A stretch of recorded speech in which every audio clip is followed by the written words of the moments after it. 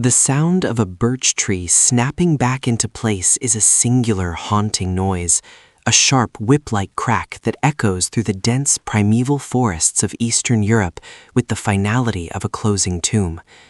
In the year 945, that sound did not signal the falling of a branch or the movement of a predator.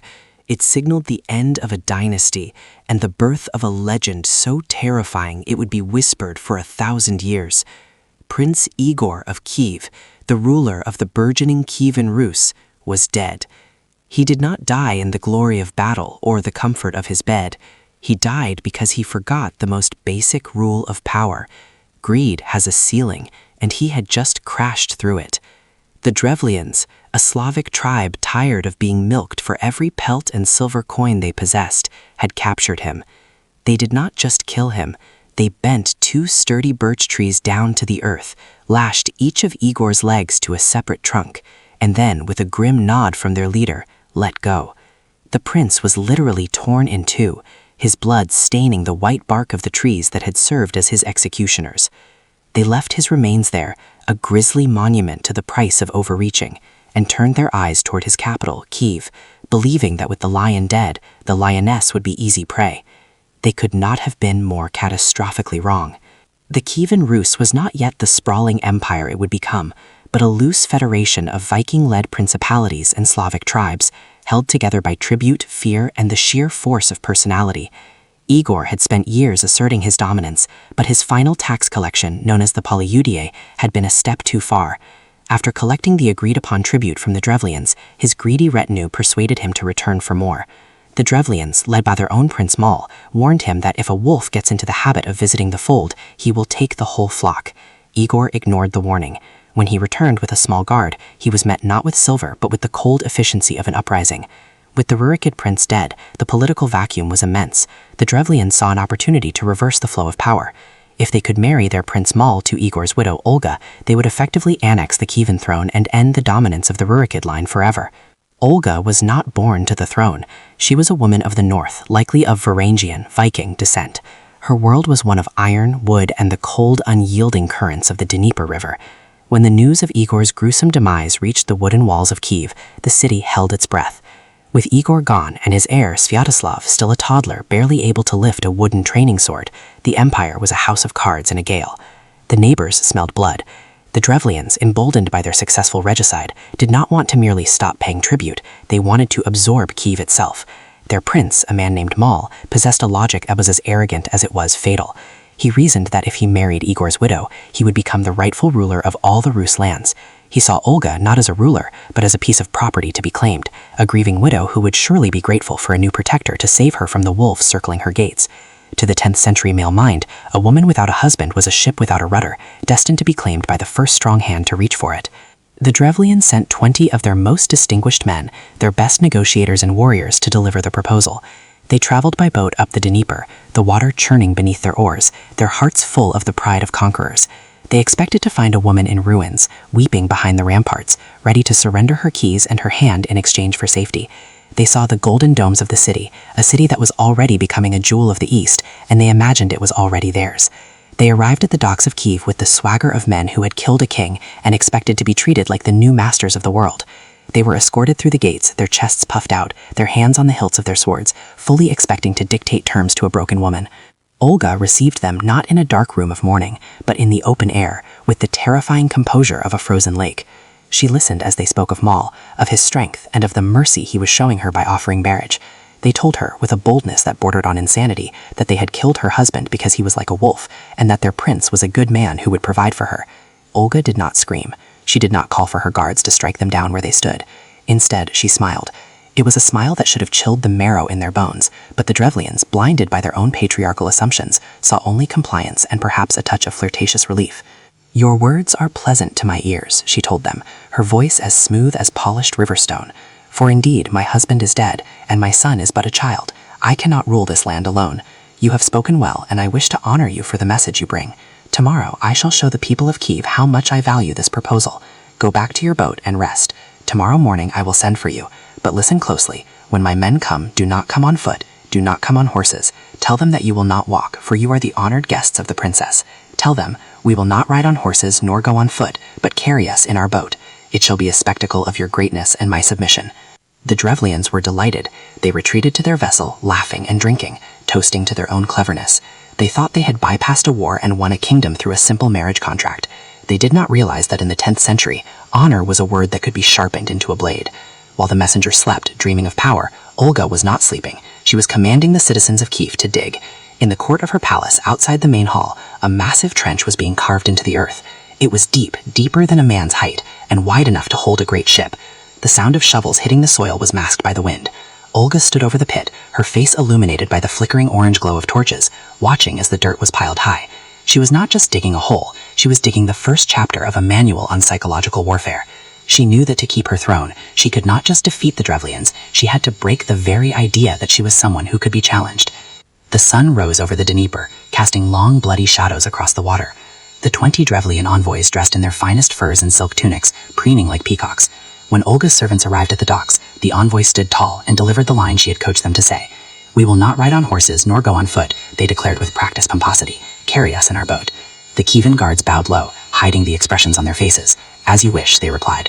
They hoisted the heavy wooden boat onto their shoulders, the 20 men sitting inside it, looking down at the commoners below with sneers of superiority. It was a bizarre procession, a boat sailing through the dry streets of Kyiv, carried by the very people the Drevlians intended to enslave. The messengers felt like gods. They were being elevated above the ground, carried toward the palace as if they were already the royalty they aspired to be. They entered the gates of the palace courtyard, the heavy timber doors swinging shut behind them with an ominous thud. They saw Olga waiting for them near the edge of the great trench, her eyes fixed on the horizon. The guards carrying the boat did not stop at the steps of the hall. Instead, they marched directly to the edge of the pit. For a split second, the Drevlians felt the terrifying sensation of weightlessness as the guards heaved the boat forward. Then gravity took hold. The boat, with 20 of the finest Drevlian noblemen inside, plunged into the darkness of the earth.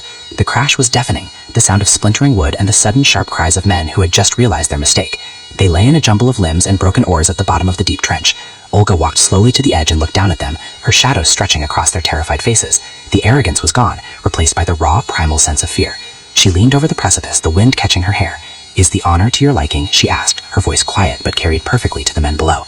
The Drevlians looked up, their eyes wide, pleading for a joke to be revealed, for a hand to be reached down. But there was no hand. Olga gestured to her people, and the shovels that had dug the pit began to move again. The first heavy clods of earth hit the men below. They began to scream, realizing that they were not being honored, they were being buried alive. Olga watched as the dirt rose, inch by inch, covering their boots, their waists, and finally their mouths, until the courtyard was silent once more, save for the sound of the wind. This was only the beginning. The Drevlians had killed a prince, but they had awakened something much older and far more dangerous. They had awakened a saint of vengeance, and Olga was just getting started. Olga stood over the fresh mound for a long time, her shadows stretching across the upturned soil as the sun began its slow descent behind the wooden palisades of the hill fort. The silence that followed the burial was heavier than the earth itself. The smell of the damp earth was thick, a cloying scent of pine needles and the metallic tang of the nearby river. Olga did not look away until the last twitch of the soil had ceased and the ground settled into a permanent, silent tomb. She was no longer just a woman consumed by grief. She was the personification of the state, and the state had been mortally insulted. To the chroniclers who would later transcribe these events into the primary chronicle, this moment was the pivot upon which the entire fate of the Rus swung.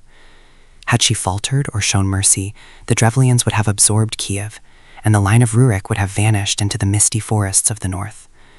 But Olga did not falter. She turned to her silent attendants, her face as impassive as the stone idols that watched over the city from the heights of the hills. "Clean the courtyard," she commanded, her voice cutting through the evening air like a sharpened blade.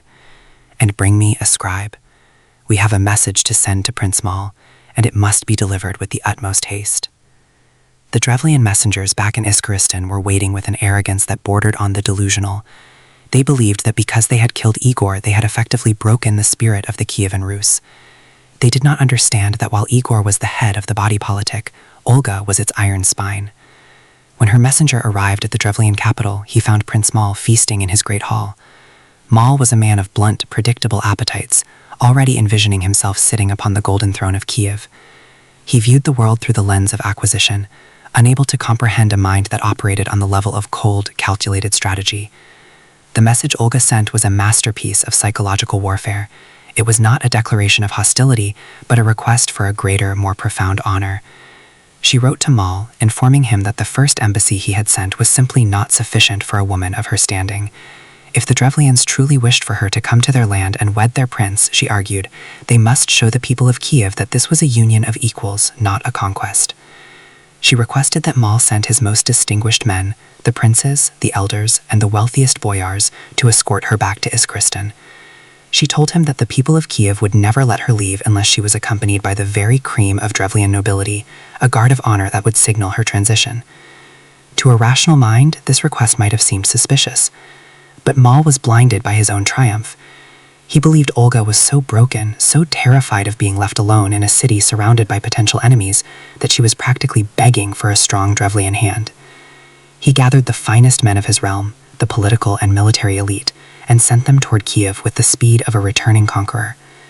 They rode out of Iskorosten with banners flying, unaware they were riding toward their own funeral pyre. This second embassy was a stark contrast to the first. Where the first had been a group of 20, this was a larger, more formidable gathering of the Drevlian aristocracy. They arrived at the gates of Kyiv draped in heavy furs and silver, their horses groomed to a shine, their chests puffed out with the pride of men who believed they were about to inherit a kingdom. They expected a city in mourning, a city ready to kneel. They saw themselves as the new lords of the Rus, come to claim their prize. When they arrived, Olga met them with a deceptive, practiced grace. She did not wear the black of a widow, nor the armor of a regent. She wore the fine, flowing silks of a princess greeting guests. She apologized for the absence of the first embassy, claiming she had sent them ahead to prepare the way for her departure, a lie so smooth it bypassed their skepticism. She looked upon these men, the architects of her husband's murder, and she smiled.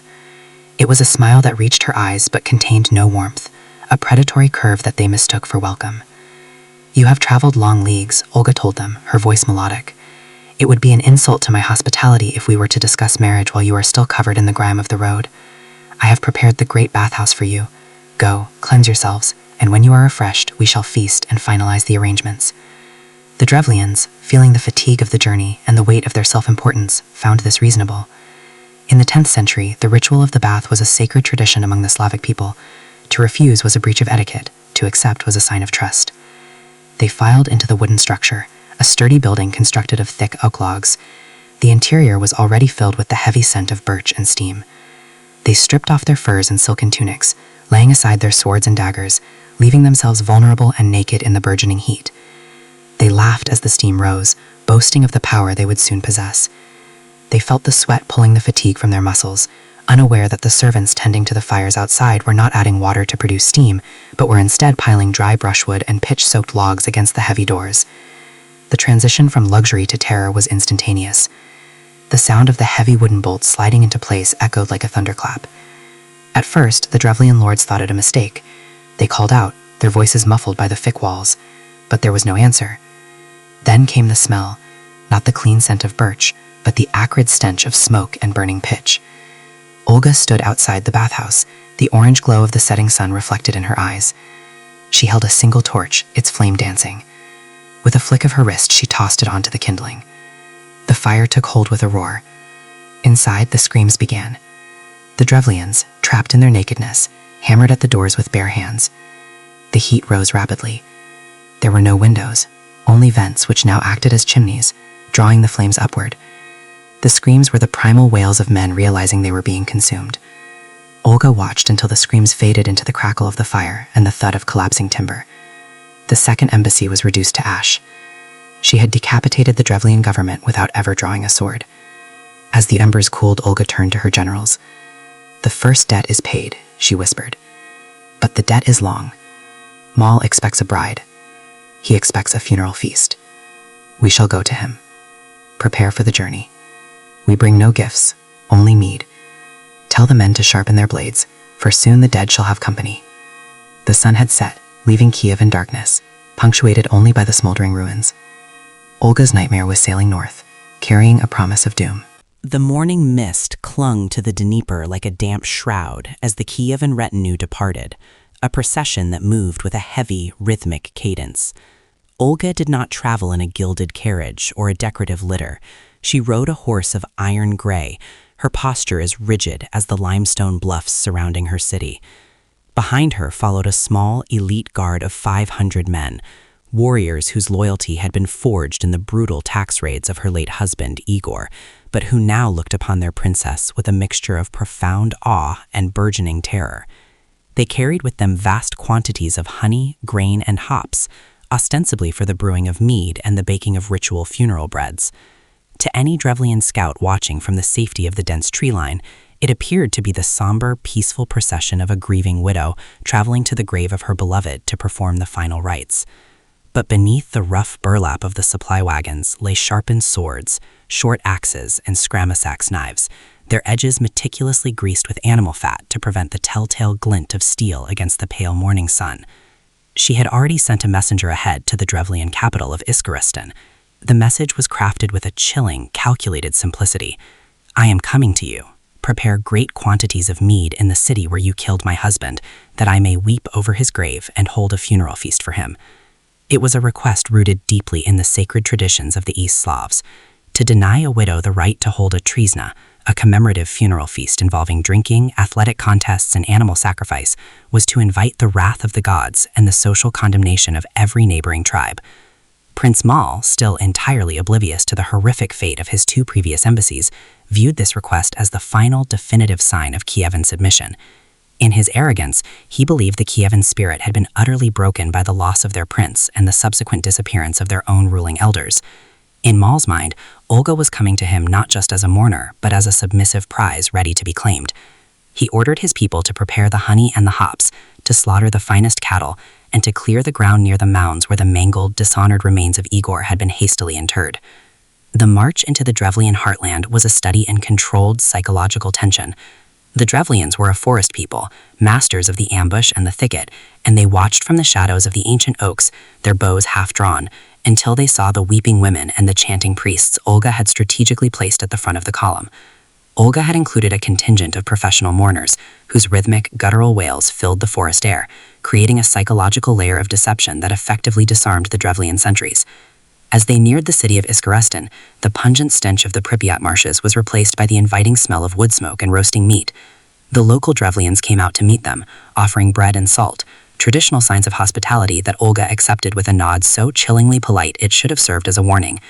Upon reaching the site of Igor's death, Olga did not immediately enter the city gates.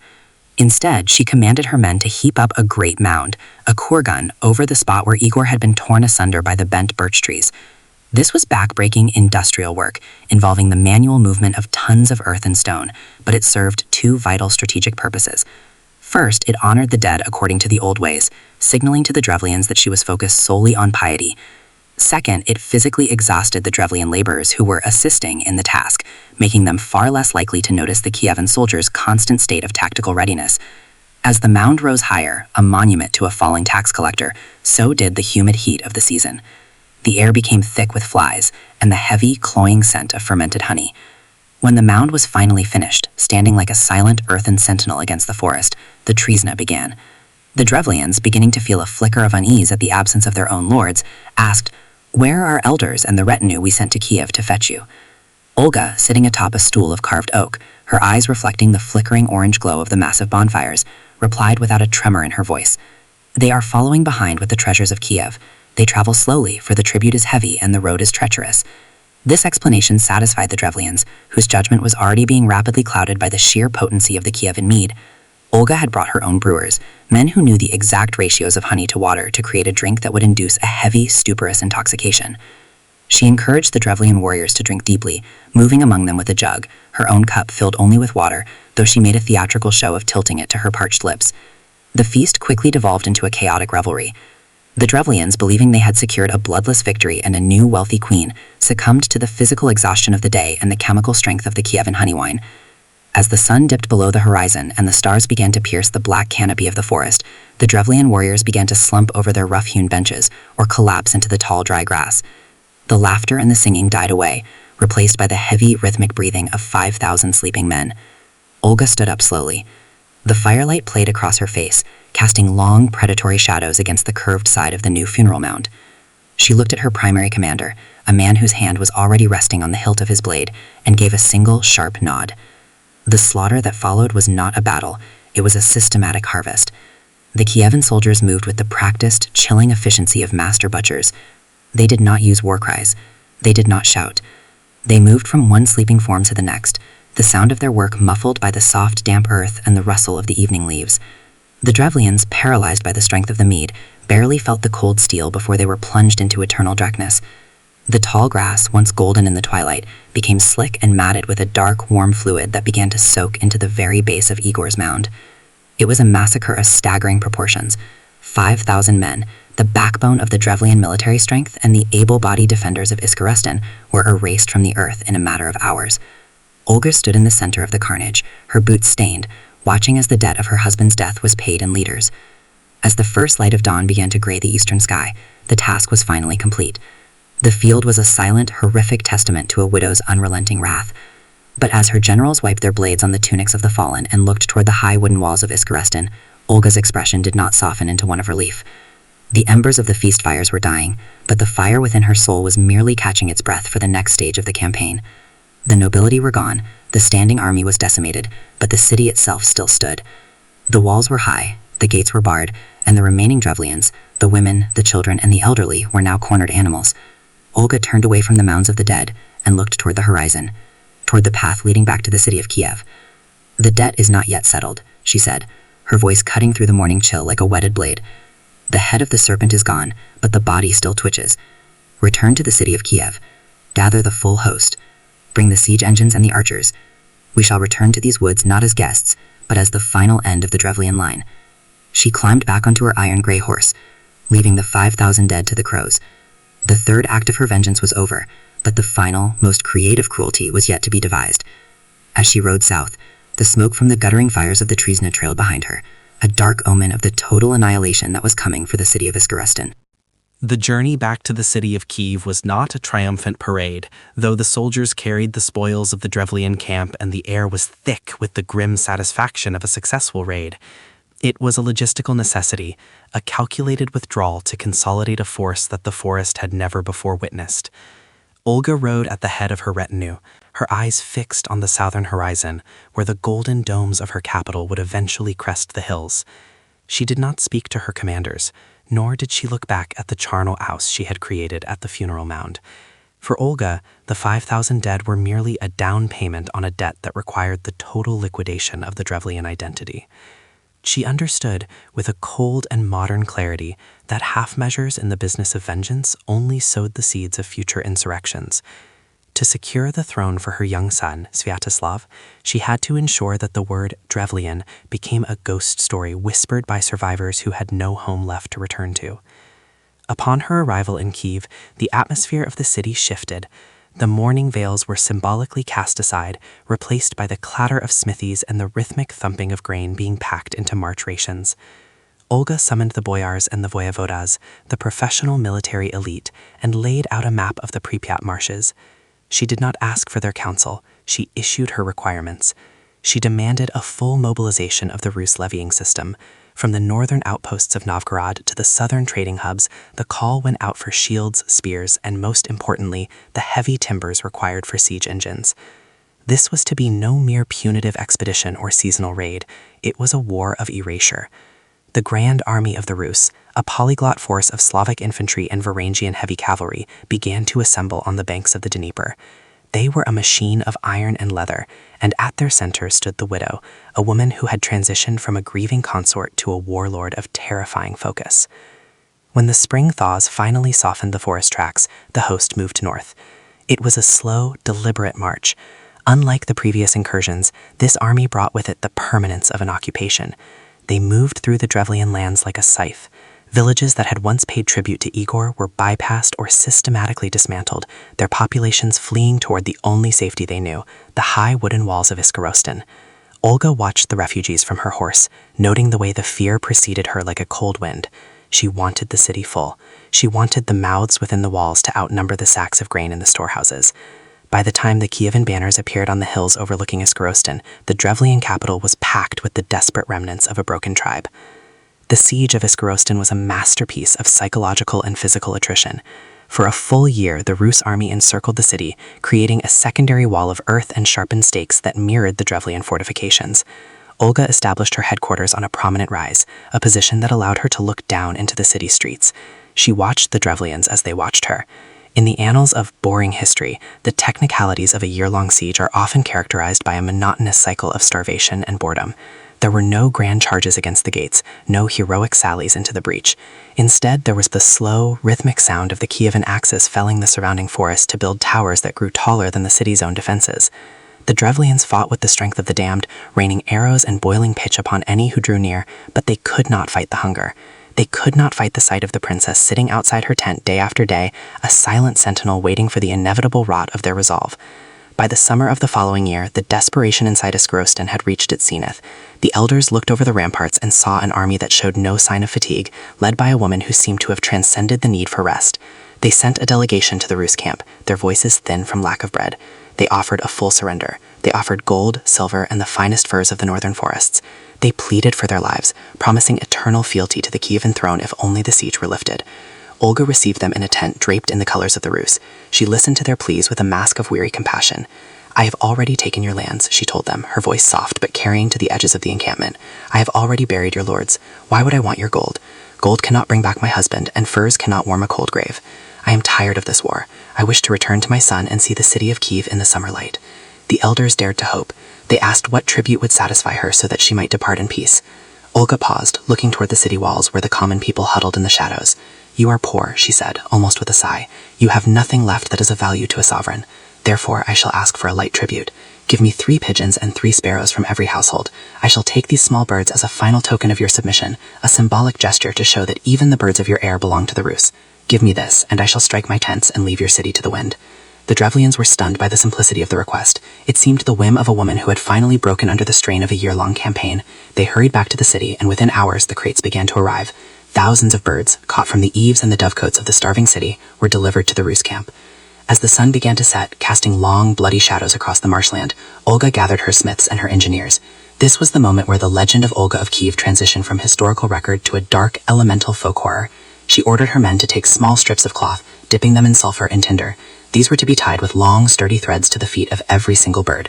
The soldiers worked with a clinical efficiency, ignoring the frantic fluttering of wings and the sharp chirping of the sparrows. Olga stood at the edge of the camp, watching the city as the first lights of evening fires appeared behind the wooden palisades. Iskorosten was a city of timber, hay, and dry thatch, a tinder box waiting for a spark. "Release them," she commanded. The cages were opened simultaneously. The thousands of birds, terrified by their captivity and the strange weights dragging at their legs, did not fly toward the forest. They did what their instincts dictated. They flew home. They flew directly back to their nests in the eaves of the houses, to the haylofts of the stables, and the thatched roofs of the granaries. The smoldering tinder, fanned into a bright glow by the frantic beat of wings, ignited the dry straw the moment the birds landed. Within minutes, Iskorosten was not merely on fire, it was an inferno. The flames did not start at the gates, they erupted from every rooftop and every alleyway at once. There was no part of the city that was not burning. The screams of the people inside were drowned by the roar of the firestorm as the wind, caught in the narrow streets, turned the forest into a furnace. The Drevlians who managed to escape the heat found no sanctuary. As they stumbled through the smoke-choked gates, they were met by the Rus army, which had formed a silent iron ring around the perimeter. This was the final settlement. The elders were executed, the men of fighting age were cut down in the high grass. Those who were spared the sword were bound in chains to be sold into the slave markets of the south, their labor used to pay for the very war that had destroyed them. By the time the sun rose the following morning, Iskorosten is a field of black ash and white bone. The Drevlian tribe, as a political entity and a cultural force, had ceased to exist. Olga of Kyiv rode through the cooling ruins, the hoofs of her horse clicking against charred timber. She had settled the debt in full. The woman who had been dismissed as a helpless widow had rebuilt a state through the sheer application of terror and intellect. But the final irony of her story lay in the future. This woman of fire and blood would eventually travel to the halls of Constantinople, seek the waters of baptism, and become the first of the Rus royalty to embrace the Christian faith. The chronicles would later canonize her, naming her a saint and equal to the apostles. It is a paradox that boring history savors, that the foundation of a holy empire was laid in the ashes of a city burned by birds. Olga returned to Kyiv, not as a ghost of the past, but as the architect of the future, leaving behind a silence in the Drevlian woods that would last for 1,000 years.